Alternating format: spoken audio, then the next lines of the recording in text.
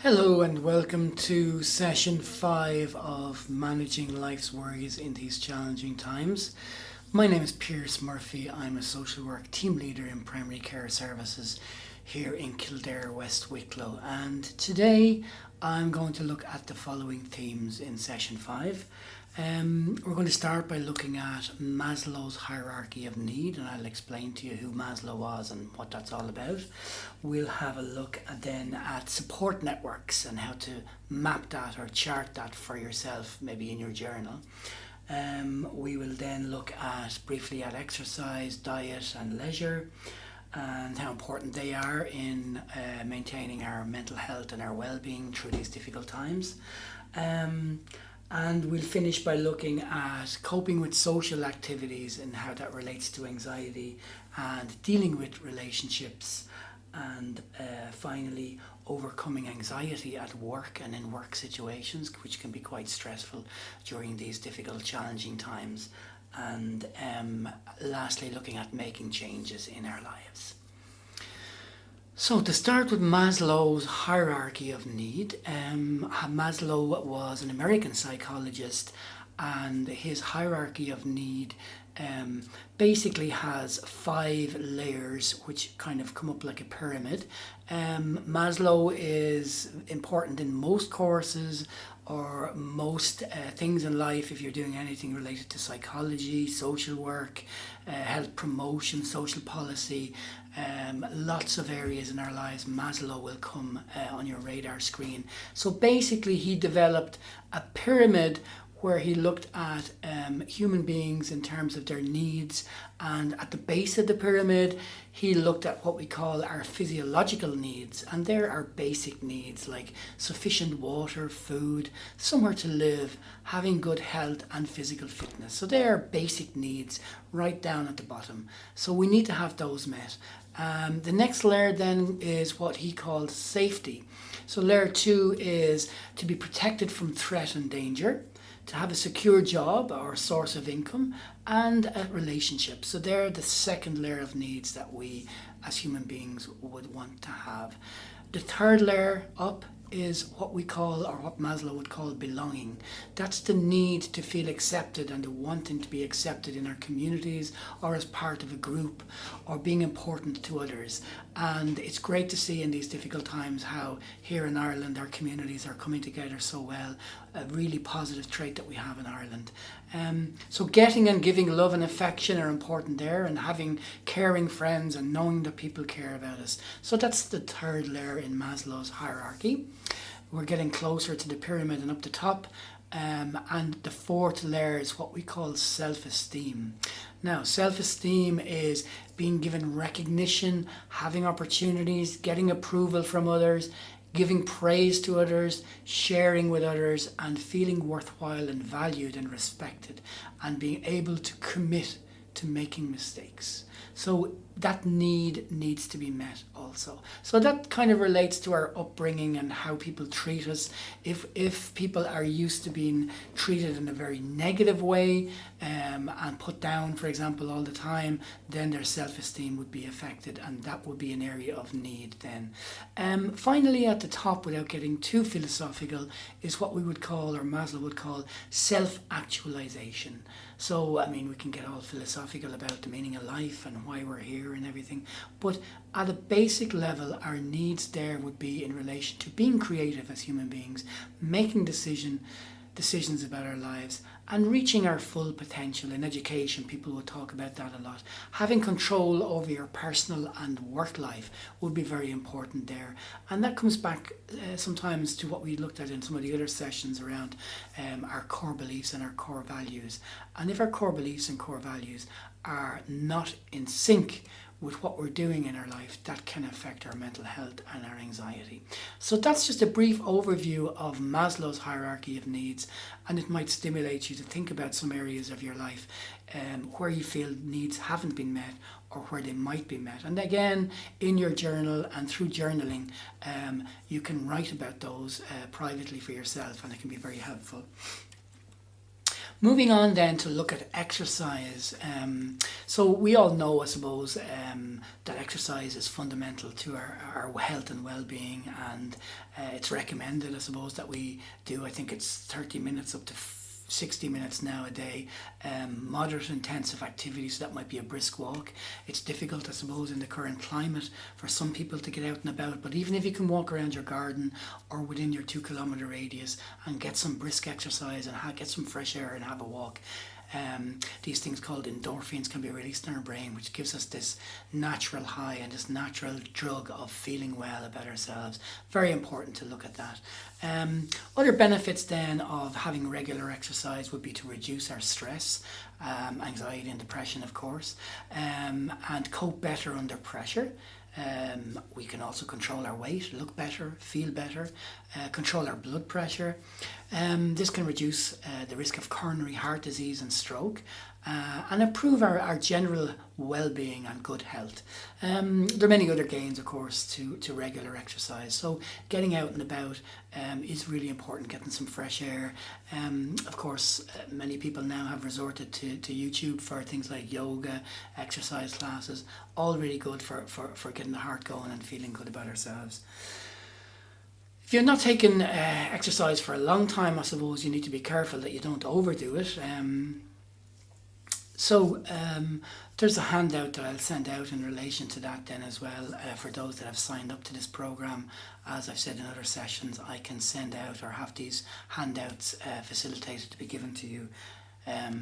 So diet then, I suppose the diet is important when it comes to stress, because a lot of the time when we're under stress, our digestive system slows down, just like our metabolism, and stress can deplete the body's resources, so making it essential to eat properly to ensure that resources are replaced. So anxiety or stress may affect our digestive system. So it's beneficial to eat a number of small meals throughout the day rather than one large, huge meal. I know in Ireland, maybe traditionally we're used to having humongous meals at the end of the day, but we need to look at our diet in that respect in terms of keeping well and keeping healthy. So the main rules you need to be aware of to ensure healthy eating and obtain all the nutrients that you need are to eat regularly. It's better to eat 3 moderate meals a day than 1 large one. Eat a variety of foods, enjoy your food, and try and eat mindfully and enjoy what you're doing rather than wolfing the food into yourself. Eat the right amounts to maintain a healthy weight. There are plenty of apps out there now, I suppose, and smartphones and smartwatches that can help us to look at our calorie count and help us reflect and think about what we're eating and if we're eating healthy or not. So I suppose you want to avoid eating too much fat or too many sugary drinks or sugary foods. Eat plenty of food rich in carbohydrate and fibre. So without getting too much into kind of diet, just a basic kind of explanation around the kind of 5 main groups of foods that we have. I suppose firstly it's starchy foods like carbohydrates.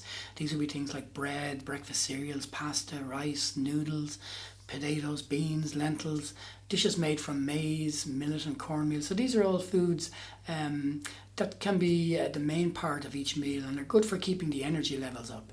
Second group would be fruit and vegetables. Really important to have 5 or 6 portions of these a day, I suppose, including frozen fruit and vegetables, salad vegetables, fruit juices, dried fruit, smoothies, all those kind of things. The third category would be dairy foods like milk, cheese, yogurt.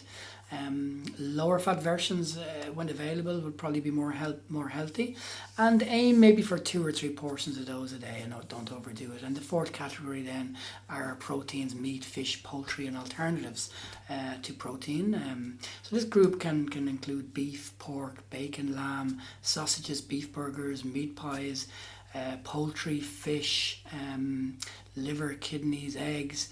And then for our vegans and vegetarians, we have lots of things like chickpeas, baked beans, lentils, nuts and nut products, and textured vegetable protein as an alternative. So again, you want to be aiming for 2 or 3 portions of these a day. The fifth category then, the one that's probably the most dangerous that we need to be careful about, would be the one that contains fat and sugar. So these are foods like butter, margarine, low-fat spreads, cooking oils, mayonnaise, oily salad dressings, and then the things we all like, I suppose, but biscuits, cakes, puddings, ice cream, chocolate, sweets, crisps, sugar, and unsweetened drinks. So very small amounts of these are okay, but you want to be careful. They can add flavour and pleasant texture to some foods, but try to use these foods sparingly. So sugary foods can be enjoyed as treats, but not too often. And lastly, I suppose, drink plenty of water. Remember to remain hydrated. A moderate amount of alcohol, one unit maybe a day, is not too harmful, I suppose, but the same applies for caffeine, and related again to sleep, as we said in the other sessions. Too much caffeine can exacerbate stress and palpitations and things like that. So sugar substitutes can affect some people by making them hyperactive, so you want to be careful about that. So water, plenty of water to hydrate yourself. So this is good when combined with stress and anxiety. Lastly, salt, sparingly, use it sparingly, tends to raise your blood pressure. So that's just a little bit about diet, just to kind of bear in mind. Leisure, I know in these difficult times it can be difficult to get out and about and engage in leisure activities, but no harm in thinking about kind of changes maybe in the future that you would like to make. So it's essential to make time for leisure activities, hobbies, things that you like. Bird watching is one that springs to mind. I know around my garden there are plenty of birds coming to the bird table at the moment. So, just to kind of bear in mind, think about things like that. Again, I will have some handouts for people who are signed up to the programme with just some suggestions, but you know yourselves, there's plenty of time to think about taking up a new hobby or a new leisure activity.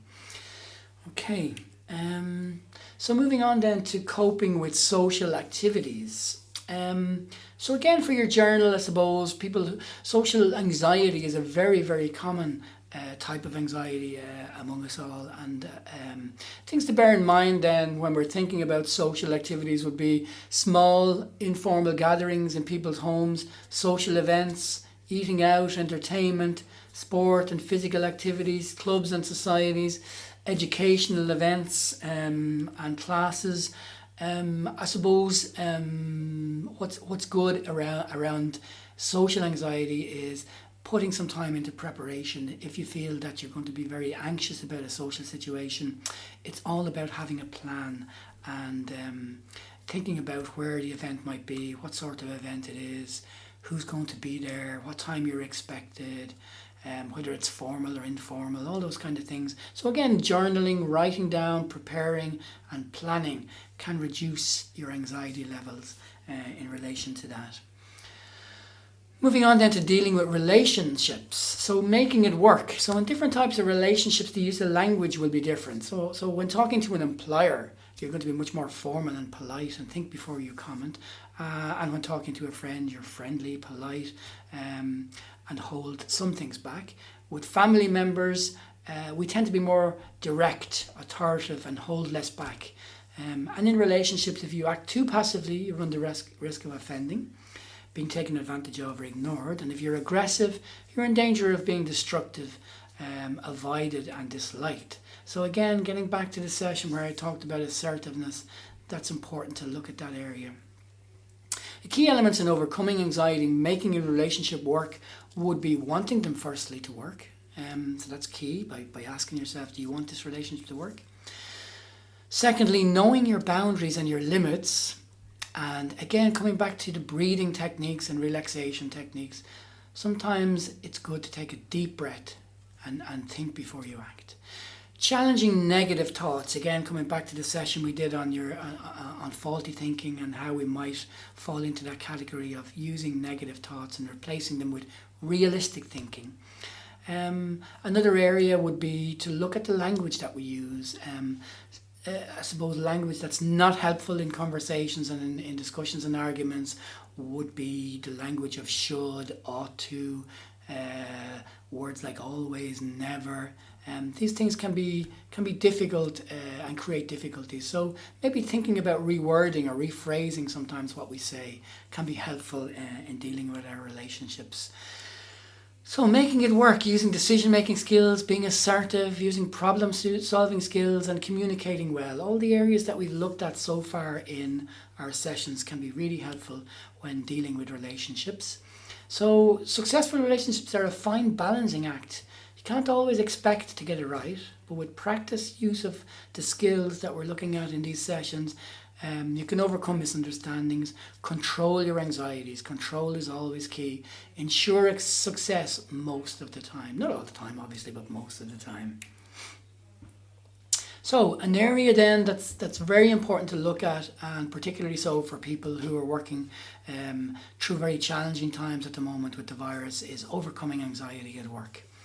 So think about the following suggestions and how they might apply to you, and you can add other ideas in your journal. I suppose coming back to our breathing again, practice your breathing and relaxation techniques. Don't always allow yourself to become overtired or fatigued. Ensure that deadlines are realistic when you're working. Plan and create systems that help you deal with unexpected events. Always keep energy in reserve. Don't work for long periods flat out. Give yourself a break. Practice assertiveness. Learn to say no when demands become too much. Recognize your limitations and stay within them. Learn to recognize what's causing your anxiety or stress and find ways to change the situation or cope better with it. Use problem-solving skills and work out a plan of action to deal with situations. Use your communication skills to good advantage and balance rest and activity. So work-life balance obviously is really important. Finally then, just looking at making changes. So a little template here that you might use in your journal, or again the handouts will be there for you in relation to making changes. Firstly, acknowledge and state the change to be made. That would be number one. Number two, accept the responsibility for making the change. This is the change I'm going to make. Number three, think about your long-term aim. My long-term aim is whatever, to lose weight, for example. And then your short-term aim. My short-term aim is to do exercise regularly. Number five, what might hinder me making my changes? So when you're looking at your life and work-life balance, very difficult to introduce new changes into your life. Sometimes you need to prioritize and look at your priorities between 1 and 10. Where would you put this change in relation to priority that can help you to enact the change? So what helps you to make the change? That's number 6. Number 7 would be action ideas, options that will enable me to make the changes. So it might be a prompt, an alarm on your phone, getting a smartphone, or things that will help you to enact this change, doing it with somebody else.